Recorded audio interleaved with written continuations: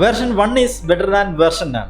എന്തെങ്കിലും ചെയ്യുന്നതാണ് ഒന്നും ചെയ്യാതിരിക്കുന്നതിനേക്കാൾ നല്ലത്. ശരിയല്ലേ? നമ്മളെല്ലാവരും ഏത് കാര്യവും ചെയ്യുമ്പോഴാണെങ്കിലും എന്താണ് കൂടുതൽ കോൺഷ്യസ് ആവുന്നത്? എന്താണ്? പെർഫെക്ഷൻ നോക്കിയിരുന്നു കഴിഞ്ഞാൽ ജീവിതത്തിൽ ഒരു കാര്യം നടക്കത്തില്ല.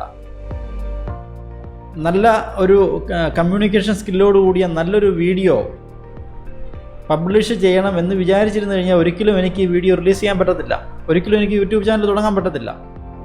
സംസാരിച്ച് കൂടുതൽ വീഡിയോ ചെയ്യുമ്പോഴാണ് കൂടുതൽ പെർഫെക്ഷനിലേക്ക് പോകുന്നത്. ഏത് ബിസിനസ് എടുത്ത് പരിശോധിച്ച് കഴിഞ്ഞാലും ആപ്പിൾ എന്ന് പറയുന്ന കമ്പനിയുടെ ആദ്യ സമയത്തെ ലോഗോ അല്ല ഇപ്പോൾ നമ്മൾ കാണുന്ന ലോഗോ.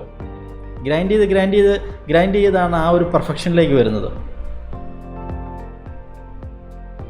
അപ്പോൾ പെർഫെക്ഷൻ നോക്കിയിരുന്ന് ജീവിതത്തിൽ സമയം കളയരുത്.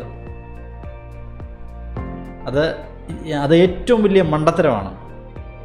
കാരണം പെർഫെക്ഷനിസം ഈസ് എ ഡിസീസ് എന്നാണ് പറയുന്നത്. അതൊരു രോഗലക്ഷണമാണ്. നമ്മൾ തുടങ്ങുക, എന്ത് കാര്യമാണെങ്കിലും നിങ്ങൾ ഉടൻ തന്നെ സ്റ്റാർട്ട് ചെയ്യുക. അതിന് കൂടുതൽ പെർഫെക്ഷൻ നോക്കിയിരിക്കരുത്.